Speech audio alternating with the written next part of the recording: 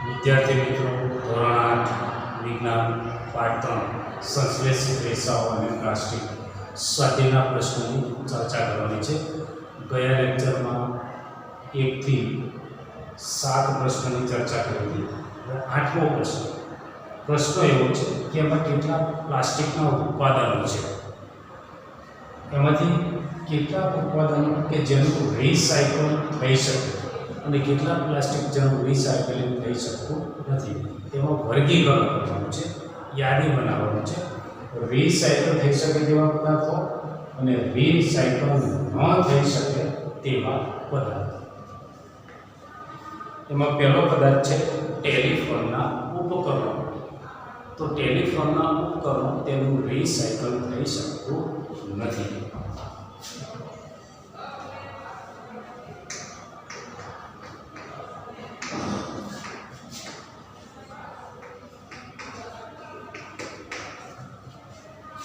બીજો પદાર્થ છે પ્લાસ્ટિકના રમકડા.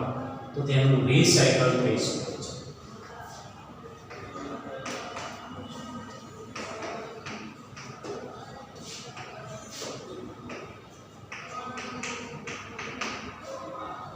ત્રીજો પદાર્થ છે કુકરના હેન્ડલ. તેનું રિસાયકલ થઈ શકતું નથી.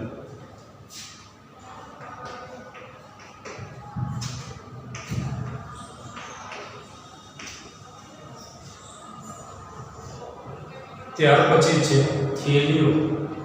પ્લાસ્ટિકની થેલીઓ, પોલિથીનની થેલીઓ, તેનું રિસાયકલ થઈ શકે છે.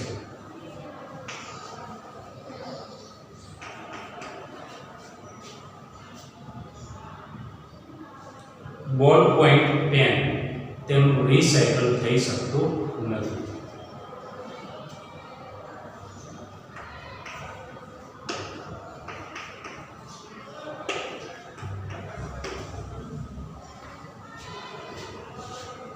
ત્યાર પછી પ્લાસ્ટિકના બાઉલ, પ્લાસ્ટિકના વાટકા, તેનું રિસાયકલ થઈ શકે છે.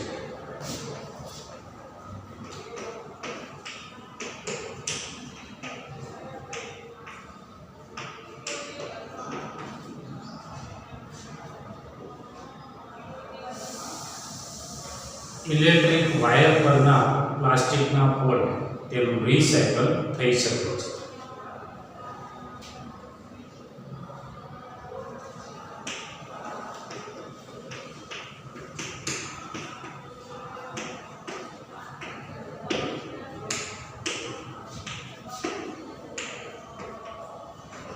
ઇલેક્ટ્રિક સ્વિચ, તેનું રિસાયકલ થઈ શકતું નથી.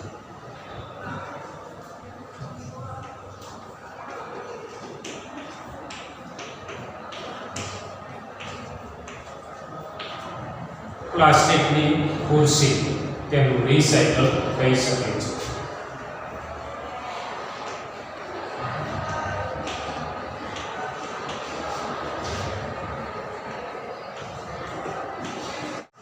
ત્યાર પછીનો પ્રશ્ન 9 છે. પ્રશ્ન 9 એવું કહે છે કે રાણાને ઉનાળા માટે શર્ટ ખરીદવો છે, તો તે સુતરાઉ કાપડમાંથી બનેલો શર્ટ ખરીદશે કે સંશ્લેષિત રેસામાંથી બનેલો શર્ટ ખરીદશે? તે માટે કારણ આપી સમજો. હવે ઉનાળામાં ગરમીનું પ્રમાણ વધારે હોય છે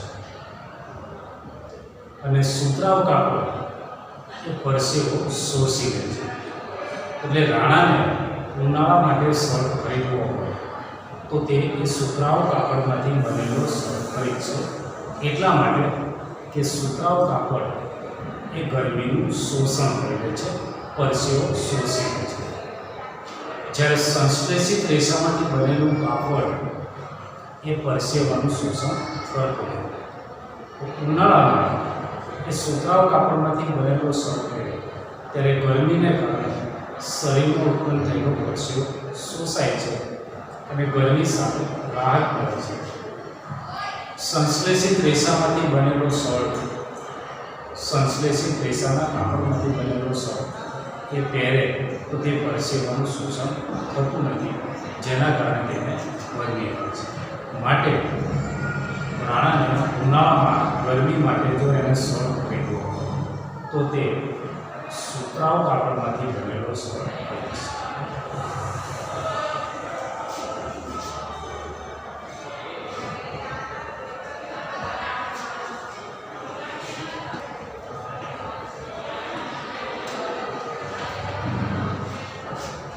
ત્યાર પછી પ્રશ્ન 10. પ્રશ્ન 10 માં એવું કહે છે કે પ્લાસ્ટિક એ કાટ ન લાગે તેવો ગુણધર્મ ધરાવે છે, સમજાવો. તો પ્લાસ્ટિક એ જલ અવરોધક છે. તે પાણીમાં લાંબો સમય સુધી રહેવા છતાં સળતો નથી. તેના ઉપર રાસાયણિક પદાર્થની કે હવામાનના ભેજની એ કોઈ જ અસર થતી નથી. હવે પ્લાસ્ટિકમાં જો કોઈ રાસાયણિક પદાર્થ કરવામાં આવે, ખાદ્ય પદાર્થ કરવામાં આવે કે તે સિવાય જો અન્ય કોઈ પદાર્થ કરવામાં આવે તો તે પદાર્થ સાથે એ કોઈ જ પ્રકારની રાસાયણિક પ્રક્રિયા થતું નથી. એટલે કે એ પ્લાસ્ટિક પાણી, ભેજ, હવા કે રાસાયણિક પદાર્થોને કારણે એ સડી જતું નથી, તેને કાટ લાગતો નથી. તેથી કહી શકાય કે પ્લાસ્ટિક એ કાટ ન લાગે તેવો ગુણધર્મ ધરાવે છે. ત્યાર પછીનો પ્રશ્ન 12 છે કે શક્ય બને ત્યાં સુધી એ પ્લાસ્ટિકનો ઉપયોગ ટાળવો જોઈએ. કેમ? કારણ કે પ્લાસ્ટિક એ જૈવ અવિઘટનીય પદાર્થ છે. જૈવ અવિઘટનીય એટલે તેનું સૂક્ષ્મ જીવો દ્વારા વિઘટન થઈ શકતું નથી. તેને જૈવ અવિઘટનીય કહેવાય છે. એટલે પ્લાસ્ટિક એ જૈવ અવિઘટનીય પદાર્થ છે. તેનું વિઘટન થઈ શકતું નથી. પ્લાસ્ટિકને જમીનમાં દાટવામાં આવે એટલે કે જમીનમાં પડેલું જે પ્લાસ્ટિક છે એ પ્લાસ્ટિક એ વર્ષો સુધી તેની તે જ અવસ્થામાં રહે છે, જેના કારણે એ જમીન દૂષિત થાય છે. પણ જો પ્લાસ્ટિકને સળગાવવામાં આવે તો તેનું દહન ધીમું થાય છે. તેના દહન દરમિયાન ધુમાડા અને ઝેરી વાયુ ઉત્પન્ન થાય છે, જેથી હવા દૂષિત થાય છે. પ્લાસ્ટિકના પાત્રમાં ભરેલું પ્રવાહી એટલે કે પાણી, ખાદ્ય પદાર્થ એ મનુષ્યના સ્વાસ્થ્ય માટે, આપણા સ્વાસ્થ્ય માટે હાનિકારક છે. આમ એ પ્લાસ્ટિકનું એ લાંબા ગાળા સુધી વિઘટન થતું ન હોવાથી હવા, જમીન અને પાણીને પ્રદૂષિત કરતું હોવાથી તેનો ઉપયોગ ટાળવો છે. પ્રશ્ન 14 કે સંશ્લેષિત રેસાનું ઉત્પાદન એ જંગલનું સંરક્ષણ કરવા માટે મદદરૂપ થાય છે, સમજાવો. તો પહેલાં તો સંશ્લેષિત રેસા એટલે શું તેના વિશે સમજવું પડે. તો કે સંશ્લેષિત રેસા એ નાના નાના એકમોનું બનેલું છે અને આ નાનો એકમ એ રાસાયણિક પદાર્થનો બનેલો છે. એટલે નાના એકમો કે જે રાસાયણિક પદાર્થોના બનેલા હોય, આ એકમો એકબીજા સાથે જોડાય અને લાંબી સાંકળ બનાવે છે, તેને સંશ્લેષિત રેસા કહેવાય છે. એટલે સંશ્લેષિત રેસા બનાવવા માટે એ રાસાયણિક પદાર્થનો ઉપયોગ થાય છે. અને આ રાસાયણિક પદાર્થ એ જમીનમાંથી મળતા એ પેટ્રોકેમિકલ્સમાંથી મેળવવામાં આવે છે. સંશ્લેષિત રેસા બનાવવા માટે જે રાસાયણિક પદાર્થનો ઉપયોગ થાય છે એ રાસાયણિક પદાર્થ મેળવવા માટે એ વનસ્પતિનો ઉપયોગ થતો નથી અને જેના કારણે એ વનસ્પતિ કપાતી નથી. તેથી આપણે કહી શકીએ કે સંશ્લેષિત રેસાનું ઉત્પાદન એ જંગલના સંરક્ષણ માટે મદદરૂપ છે.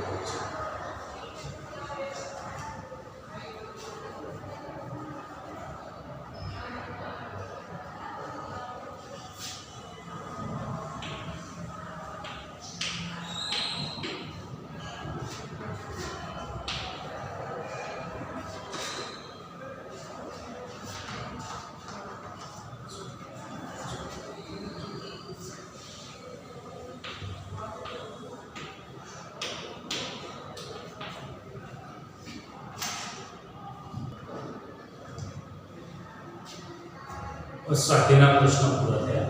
આપણે વધારાના પ્રશ્નોની ચર્ચા કરીએ. એમાં પહેલાં આપણે ખાલી જગ્યા લઈએ.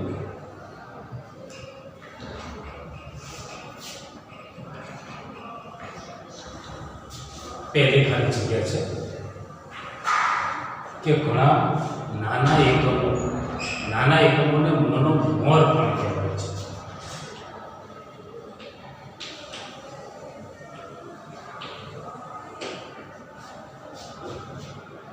ઘણા નાના એકમો એકબીજા સાથે જોડાય અને ખાલી જગ્યાનો વિશાળ એકમ બનાવે છે. તો પોલિમર જવાબ આવશે. પોલિમર.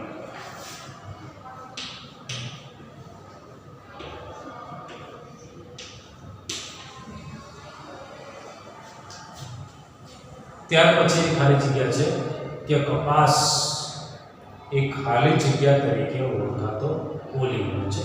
તો કપાસ એ સેલ્યુલોઝ તરીકે ઓળખાતો પોલિમર છે.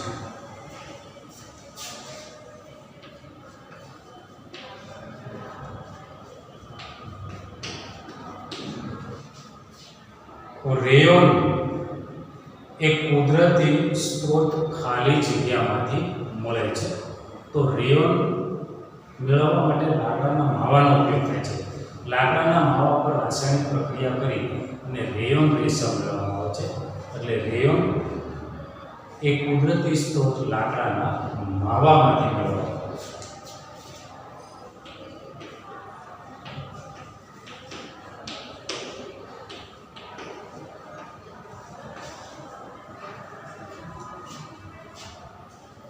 ચોથી ખાલી જગ્યા પર્વતારોહણ માટેના દોરડા બનાવવા માટે ખાલી જગ્યા રેસાનો ઉપયોગ થાય છે. જવાબ છે નાયલોન.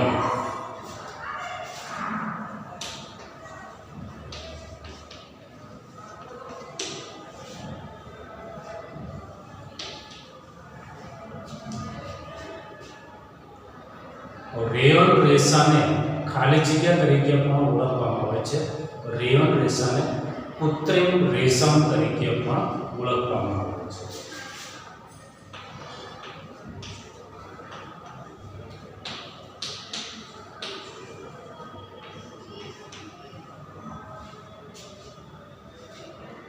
રેયોન રેસાને ખાલી જગ્યા સાથે વણી અને ચટાઈ બનાવવામાં આવે છે. ઊન સાથે વણી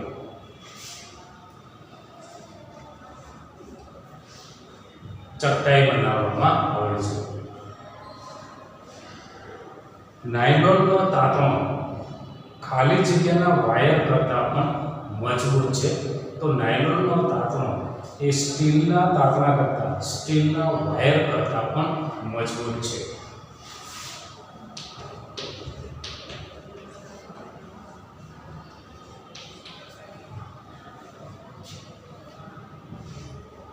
નાયલોન એ સૌપ્રથમ ખાલી જગ્યા અને ખાલી જગ્યામાંથી બનાવવામાં આવ્યું. તો નાયલોન એ કોલસો, પાણી અને હવામાંથી બનાવવામાં આવ્યું.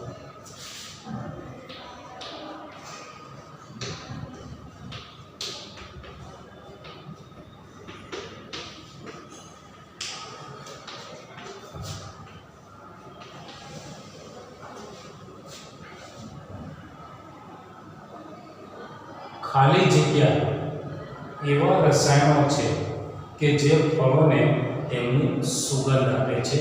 તો એસ્ટર પ્રકારનું જે રસાયણ છે એ તેમને ફળોની સુગંધ આપે છે.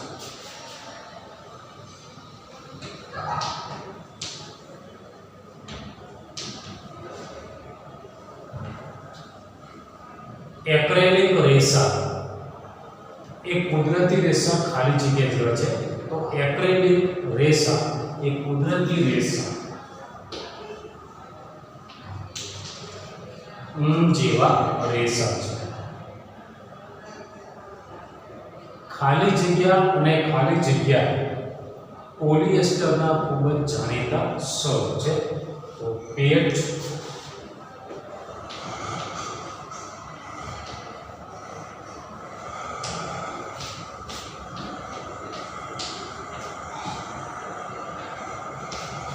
અને ટેરિલિન પોલિએસ્ટરના જાણીતા સ્વરૂપો છે. બધા જ સંશ્લેષિત રેસાઓ એ પેટ્રોલિયમ પેદાશો કે જેને ખાલી જગ્યા કહેવાય છે, તો બધા જ રેસાઓ એ પેટ્રોલિયમ પેદાશમાંથી બનાવવામાં આવે છે. તો તે પેટ્રોલિયમ પેદાશ કઈ? તો જવાબ છે પેટ્રોકેમિકલ્સ.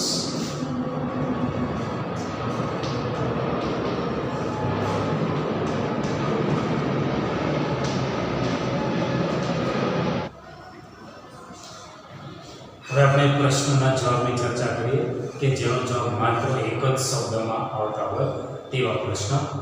પહેલો પ્રશ્ન છે, કાપડ શામાંથી બનાવવામાં આવે છે? તો કાપડ રેસામાંથી બનાવવામાં આવે છે.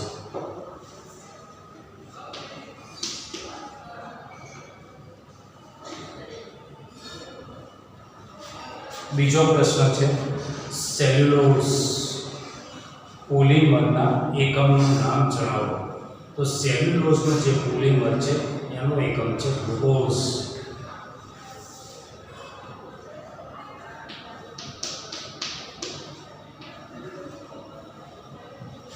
ત્રીજો પ્રશ્ન, રેયોન રેસાને સાના રેસા સાથે વણી અને ચાદર બનાવવામાં આવે છે? તો રેયોન રેસાને કપાસના રેસા સાથે વણી અને ચાદર બનાવવામાં આવે છે.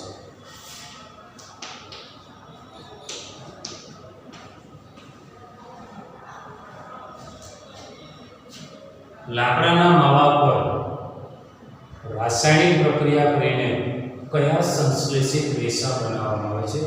તો લાકડાના માવા પર રાસાયણિક પ્રક્રિયા કરી અને રેયોન રેસા બનાવવામાં આવે છે.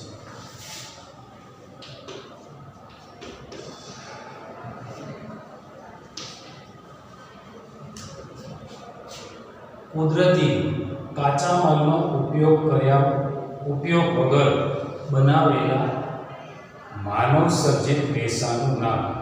કુદરતી કાચા માલનો ઉપયોગ કર્યા વગર, તો તે રેસા છે નાયલોન રેસા કે જે કોલસો, હવા અને પાણીમાંથી બનાવવામાં આવે છે.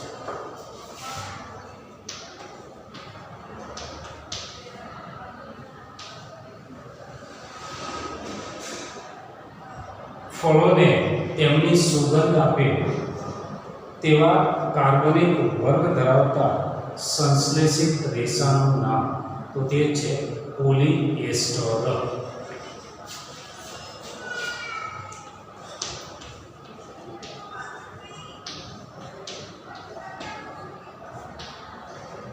પોલી એટલે ઘણા બધા અને એસ્ટર એ ફળોની વાસ ધરાવતું એક કાર્બનિક સંયોજન છે કે જેની સુગંધ ફળોની વાસ જેવી હોય છે, ફળોની સુગંધ જેવી હોય છે. હવે આ એસ્ટરના ઘણા જ અણુઓ એકબીજા સાથે જોડાય અને લાંબી સાંકળ બનાવે, શૃંખલા બનાવે તે પોલિએસ્ટર કહેવાય છે. પોલી એટલે ઘણા, એસ્ટરના ઘણા બધા અણુઓ એકબીજા સાથે જોડાય અને તે પોલિએસ્ટર કહેવાય છે. સંશ્લેષિત રેસા, એક્રેલિક રેસા એ કયા કુદરતી રેસા જેવું છે? એનો જવાબ છે ઊન.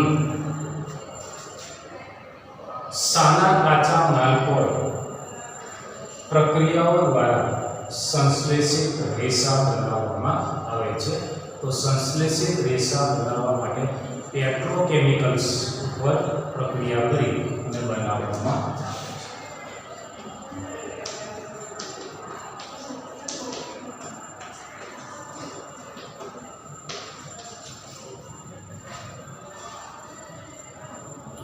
કયા પ્રકારના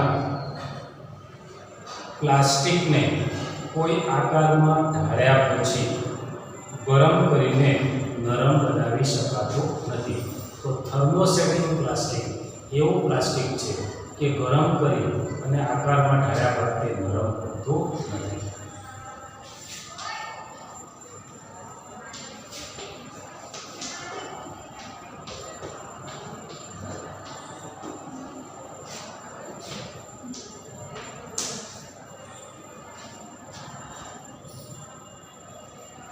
પ્લાસ્ટિકનો વપરાશ ઘટાડવા માટેનું મુખ્ય કારણ શું છે?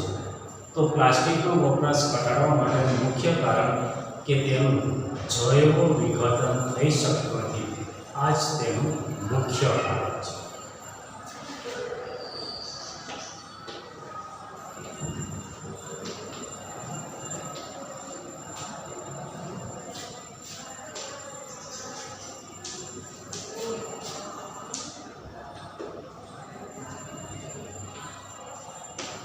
એટલે કે તે જૈવ અવિઘટનીય છે.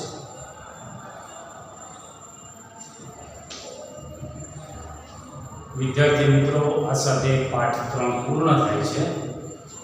ગૃહ કાર્ય માટે સ્વાધ્યાયનો પ્રશ્ન 9, પ્રશ્ન 10, પ્રશ્ન 12, પ્રશ્ન 14 તમારે વિજ્ઞાનની નોંધમાં સારા અક્ષરે લખવાના છે.